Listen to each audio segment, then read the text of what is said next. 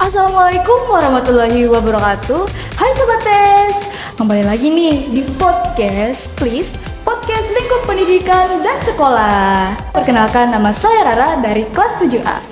Nah, untuk hari ini kita punya tamu yang sangat spesial. Mungkin Bapak bisa berkenan untuk memperkenalkan diri?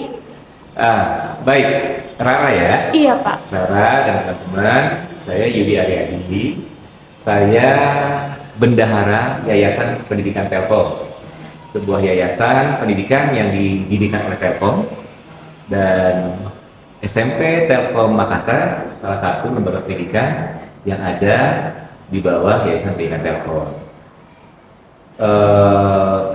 Kita ini lebih luas lagi sebenarnya, karena kita punya 32 TK, 3 SD, 4 SMP, serta 12 SMA SMK yang menyebar di seluruh Indonesia, mulai dari Medan sampai dengan ke Jayapura, atau kalau dari atasnya dari Tarakan sampai ke ND. Kemudian kita punya Telkom University yang sekarang punya 4 kampus di Bandung kampus utamanya, lalu ada di Jakarta, ada di Surabaya, dan terakhir segera akan ada di Purwokerto. Keren sekali ya Bapak. Nah Bapak, makasih ya sudah perkenalkan. Sebelum mulai nih Pak, di SMP Telkom kami juga punya yel-yel. Mungkin Bapak bisa berkenan untuk mengikuti? Siap. Yaitu yel-yel kami adalah SMP Telkom Makassar, I am the best, you are the best, we are the best, yes, yes, yes, boom. I am the best. Yes, I am the best, you are the best, You are the best. we are the best, yes, yes, yes, boom. Oke. Siap. Kita coba. Oke. SMP Telkom Makassar, I am the best, you are the best, we are the best, yes, yes, yes, boom. Makasih ya Bapak. Keren.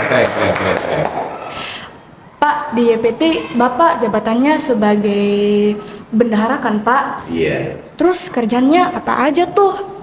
Biar kami siswa SMP juga bisa tahu. Baik. Yayasan Pendidikan Telkom, tadi saya sampaikan punya lembaga pendidikannya cukup banyak ya di seluruh Indonesia, mulai dari PAUD sampai dengan perguruan tinggi Telkom University. Sebagai bendahara yayasan di Dewan Pengurus Yayasan, maka saya harus memastikan pengelolaan keuangan yang ada di yayasan itu bisa dikelola dengan baik sehingga cukup untuk menyelenggarakan semua kegiatan yayasan ini. Sekolah-sekolahnya bisa jalan untuk biaya. Uang yang terkumpul dari SPP anak-anak, dari bantuan pemerintah, semua kita kumpulkan. Kemudian kita salurkan lagi untuk memastikan itu tersalurkan sesuai dengan kebutuhan, dengan cara yang benar, comply, dan efektif dan efisien, gitu ya. Karena kita harus bertanggung jawab terhadap kepercayaan orang tua dan pemerintah ya, yang mempercayakan pendidikan anak-anaknya, membayar kepada kita harus kembalikan itu semaksimal mungkin dengan kualitas terbaik. Dan salah satu caranya adalah memastikan uang yang terkumpul dibelanjakan dengan cara yang benar, gitu kan, dan termanfaatkan semaksimal mungkin sehingga bisa menghasilkan pendidikan terbaik buat anak-anak. Baik Bapak, makasih ya. Berarti untuk meyakinkan agar orang tua siswa ini bisa menggabungkan anak mereka ke dalam suatu sekolah Telkom ini, yaitu dengan menyalurkan juga dengan baik dan benar kan Pak, berarti. Yeah. Jadi Bapak ini juga cukup sibuk ya, termasuk sibuk dong. Pak, selain sibuk belajar nih, apa kesibukan lain dari Bapak? Misal mungkin setelah pulang kantor atau mungkin saat libur? Oke. Iya, sehari-hari pasti saya ngantor ya, Senin sampai Jumat. Itulah jam kerja. Tapi kan kenyataannya kita bekerja bisa dibilang 24 jam dan 7 hari juga gitu ya. Apalagi ini ngelola sekolah, ada aja kebutuhan, ternyata komunikasi kita harus sampai malam, kadang-kadang weekend, jadi itu tidak lepas. Itulah bagian dari tanggung jawab sebagai pengelola yayasan. Saya pikir semua sama lah ya. Karena sekolah kan 24 jam juga bisa dibilang ya, Iya, Sabtu benar, Minggu Pak. ada kegiatan gitu. Jadi seandainya memang ada sesuatu yang dititipkan, ya, tentunya saya harus siap juga. Tapi pasti kita harus menjaga balancing, life balance gitu kan ya. Antara kerja sama kehidupan keluarga, antara kerja dengan bermain, berolahraga, berrekreasi dan segala hal. Nah pilihan saya ya nomor satu keluarga pasti. Kita bekerja, kemudian menyiapkan waktu buat keluarga tentunya. Di samping kemudian saya memastikan saya harus menjaga kesehatan fisik saya. Karena kalau kita nggak sehat fisik, ya nggak bisa bekerja gitu ya. Nah, mungkin sekarang saya sedang asik-asiknya nih lari, gitu ya. Oh, sekarang hobinya Bapak lari. Lagi hobi lari. Iya. Kayak tadi pagi saya sempatkan lari selepas subuh saya ke Center Point of Oh, Makassar. Indonesia. Oh, Indonesia, Gitu CPI. ya. Nah, karena di situ banyak juru fotonya. Jadi Bapak lari juga- dapat, foto dapat. Ya, jadi Sehat Bapak dapat. sehat sekali Pak. Apalagi CPI ini tempat banyak pelari juga kan Pak. Jadi subuh-subuh lari tuh rasanya segar badannya dan bisa semangat juga pergi kerja kan Pak. Betul. Nah, menurut Bapak nih, apa sih keunggulan dari sekolah-sekolah di Telkom School sehingga kami-kami ini betul-betul harus masuk di SMP atau SMA atau SMK atau maybe universitasnya? Oke. Mungkin saya bicara yang sekolah-sekolah yang di kawasan Makassar aja dulu ya. Iya, boleh Pak, silakan. Di Makassar kita punya TK ya. Iya Pak. TK-nya luar biasa, selalu full. SD-nya juga demikian, SMP-nya demikian, SMK-nya juga demikian. Dan ada di satu kawasan, di dalam suatu kawasan yang cukup luas, di komplek perkantoran Telkom Indonesia, wilayah Indonesia Timur. Jadi kalau kita lihat lembaga pendidikan Telkom yang ada di Makassar ini, keunggulannya saya lihat adalah kita ada di satu kawasan lengkap gitu ya. Terus cukup luas sehingga sarana prasarananya cukup lengkap, tempat bermain, lapangan, ya kan, anak-anak di luar gitu. Kemudian karena dia di dalam komplek relatif aman, gitu ya. Saya yakin orang tua cukup tenang menitipkan anaknya di sini. Bahkan anaknya pulang sampai sore juga karena di dalam komplek gitu. Iya, Nah, Pak. terlepas dari situ, kita menyiapkan sarana prasarananya, kita usahakan sebaik mungkin. Saat ini kan kita sedang membangun sarana kegiatan bersama, plus di atasnya ada masjid kita rencanakan.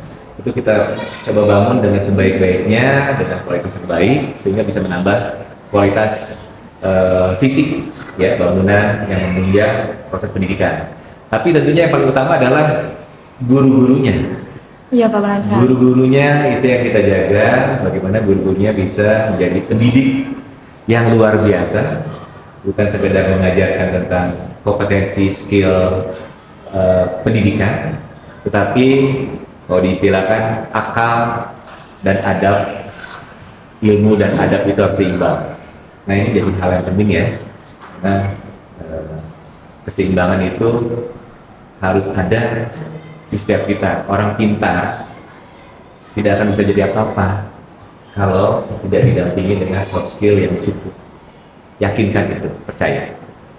Saya sudah mengalaminya, udah tua saya. Benar sekali ya Pak. Bukan hanya sekolah Telkom yang memiliki fasilitas yang bagus kan Pak, dan juga pasti keamanannya juga tinggi kan Pak, seperti Bapak bilang tadi. Tapi tentu juga gurunya harus bagus juga dong, seperti Bapak bilang sebelumnya, bahwa untuk menjadi orang baik kita harus didampingi dengan orang baik juga Pak. Betul. Jadi semisalnya kalau kami, contohnya guru kami ada mungkin melakukan sesuatu, terus kami mengambil itu sebagai contoh, itu tentunya tidak bagus kan. Jadi tentunya guru juga itu tentu sangat baik untuk siswa juga dan meningkatkan keyakinan orang tua siswa juga tentunya. Harus jadi role model, harus jadi contoh buat anak-anak. Itu beratnya tugas guru. Ya, mungkin ngomong aja tentang pelajaran 1+1 sama dengan 2 sih mudah, gitu kan.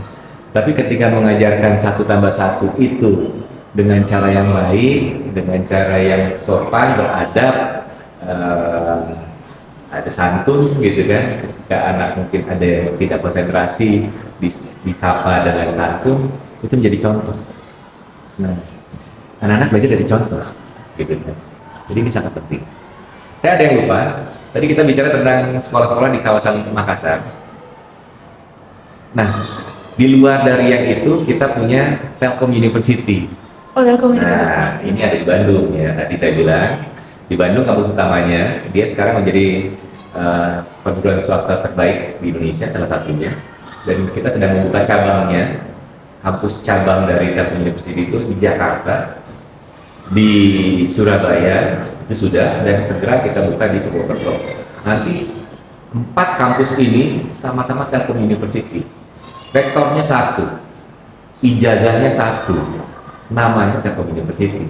Kualitasnya kita sedang upaya menjadi sama. Jadi memang harus sama dengan kita menyatukan ini jadi Telkom University dengan berbagai kampus cabang. Kualitasnya pun satu. Jadi nanti lulusan dari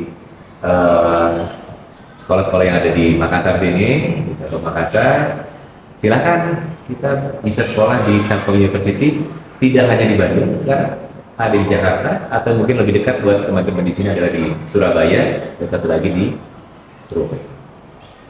Jadi sekarang ini Bapak membuka cabang di berbagai tempat juga agar lebih efisien bagi teman-teman mungkin yang kejauhan dari Bandung. Jadi bagi saya ini sangat bagus Pak, karena memudahkan kami juga yang mungkin bisa saja dari Sumatera, Sulawesi kan di Makassar ini. Jadi mudah untuk kami bisa mengajak orang tua bahwa saya mau sekolah di Telkom University Pak. Nggak harus terlalu jauh sekarang, nggak harus di Bandung, bisa di Surabaya. Iya benar sekali Pak. Apakah Bapak masih sempat dengar musik atau nonton film di tengah-tengah rutinitas kerja Bapak? Apa tuh Pak musik atau film terakhir yang Bapak masih suka atau sempat nikmati? Oke, iya. Harus disempatkan ya. Minimal musik bisa kita nikmati dalam perjalanan di mobil, gitu kan? Sambil bekerja di ruangan kita hidupkan radio atau musik. Kalau nonton biasa saya lakukan malam sambil istirahat atau pagi-pagi ketika saya berolahraga di rumah, misalnya ada treadmill gitu kan, sambil nonton. Jadi ya harus dinikmati juga ya, gitu kan. Saya sekarang banyak nontonnya drakor sih ya. Oh, drakor ya Pak, berarti sama film Indonesia. Iya. Tapi nggak salah loh, film India juga saya lihat bagus-bagus. Karena banyak ilmunya ternyata. Ada kesedihannya dapat, kegembiraannya dapat, terus moral of story-nya juga ada tuh. Bapak sekarang masih suka dengar radio ya? Masih. Karena radio itu kayak kalau kita milih musik dari satu perangkat musik itu kan kita milih. Kalau radio itu kita kayak dipilihkan oleh penyiarnya.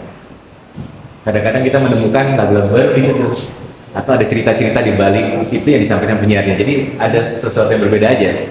Jadi memang kadang-kadang ada iklannya, tapi buat saya itu masih jadi sesuatu pilihan yang ada nilai tambahnya. Boleh tahu nggak bands atau penyanyi mungkin Bapak suka? Penyanyi yang saya suka atau band yang saya suka, saya paling suka Kahitna. Kenapa Bapak bisa suka Kahitna? Ya itu dia, lagunya ringan, mudah dinyanyikan, kemudian cerita-ceritanya ya menyentuh keseharian kita, gitu ya. Yang saya bingung juga ternyata anak saya yang jauh lebih muda dari saya itu kenal lagu itu dan suka sama Kahitna.